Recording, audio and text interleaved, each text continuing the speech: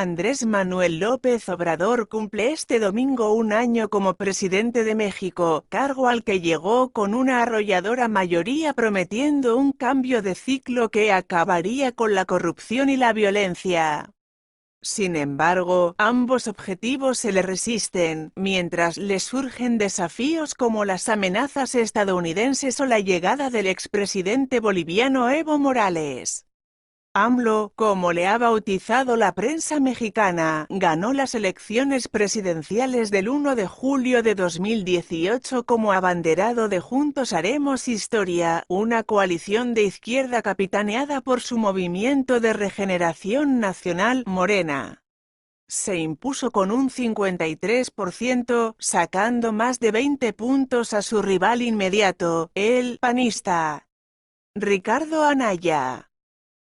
A sus 66 años, López Obrador ha supuesto la revolución que prometió en campaña, al menos en las formas.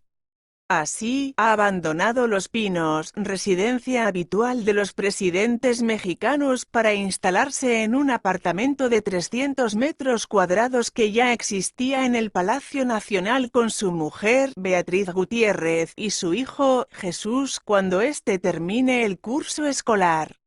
Otro giro de López Obrador han sido sus ya famosas mañaneras, ruedas de prensa que ofrece todos los días desde el Palacio Nacional, empiezan a primera hora y se pueden extender varias.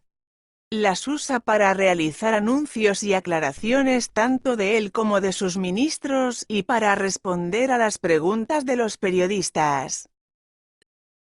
Sin embargo, en lo que se refiere a cuestiones de fondo, aún no ha colmado las expectativas que él mismo generó durante la campaña, en la que prometió librar al país de la corrupción y la violencia asociadas al crimen organizado, que suponen su mayor lacra. En lo tocante a la corrupción, ha atacado a algunas grandes figuras, según señala la analista Karin Cisis, del think tank ASCOA. Destaca el expresidente de Pemex Emilio Lozoya, contra el que se ha emitido una orden de captura por causar a la petrolera estatal un daño que el Ministerio de Hacienda ha cifrado en más de 119 millones de dólares.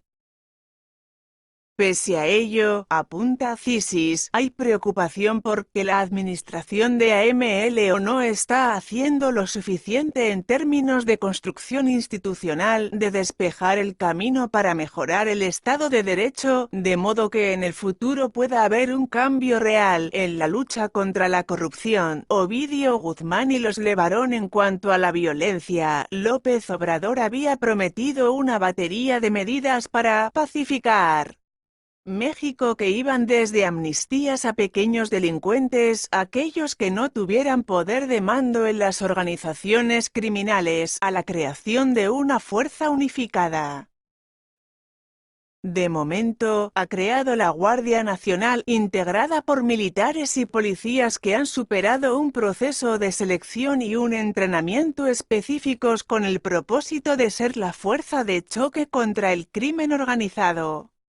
Para Amnistía Internacional, la Guardia Nacional supone dar continuidad a una estrategia de seguridad militarizada que desde su puesta en marcha, bajo el gobierno de Felipe Calderón, 2006 a 2012, ha dejado miles de muertos.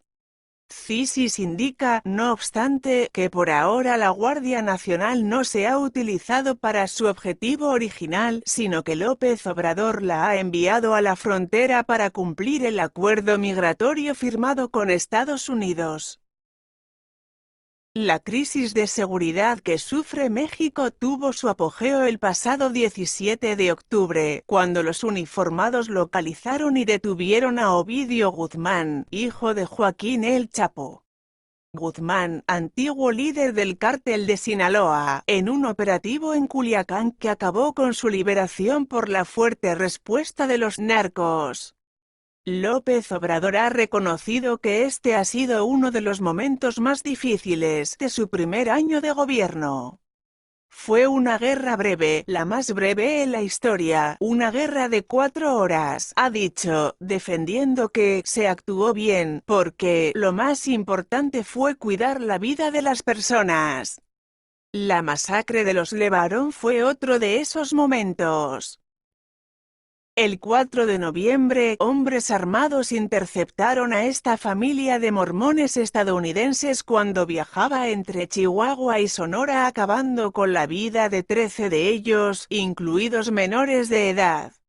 La principal hipótesis es que les confundieron con un grupo rival. Crisis de DDHH. Amnistía Internacional lamenta que tampoco se han observado cambios sustanciales en materia de derechos humanos, aunque menciona avances parciales en algunos temas, por ejemplo, en la lucha contra las desapariciones forzadas. López Obrador ha relanzado la investigación sobre la desaparición de los 43 normalistas de Ayotzinapa. Ya no se puede hablar de crímenes de Estado porque ahora el que les habla no va a permitir ninguna injusticia, dijo coincidiendo con el 5º aniversario.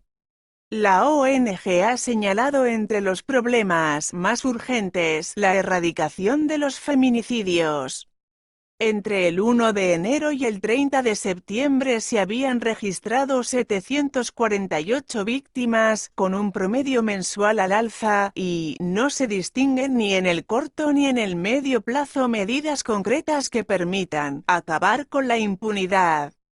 Para poder lograr un cambio sustancial en derechos humanos, el gobierno tiene que dejar de culpar a las administraciones anteriores de la situación y, en su lugar, aceptar la responsabilidad de lo que sucede en el presente y buscar soluciones, le ha instado Amnistía Internacional. La relación con Trump. En el plano internacional, López Obrador ha procurado mantener buenas relaciones con Estados Unidos, su vecino del norte, al que le unen lazos comerciales y personales, pero ha sido complicado dado el carácter de su homólogo, Donald Trump. Trump amenazó a López Obrador con un arancel a las importaciones de productos mexicanos si no adoptaba medidas contundentes para frenar el flujo migratorio que, aunque constante, se visibilizó con las caravanas centroamericanas.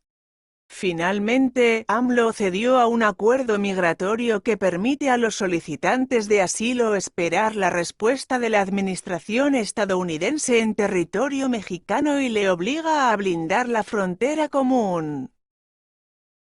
Amnistía Internacional ve en este acuerdo una incongruencia abismal entre lo que el gobierno dice y lo que luego hace.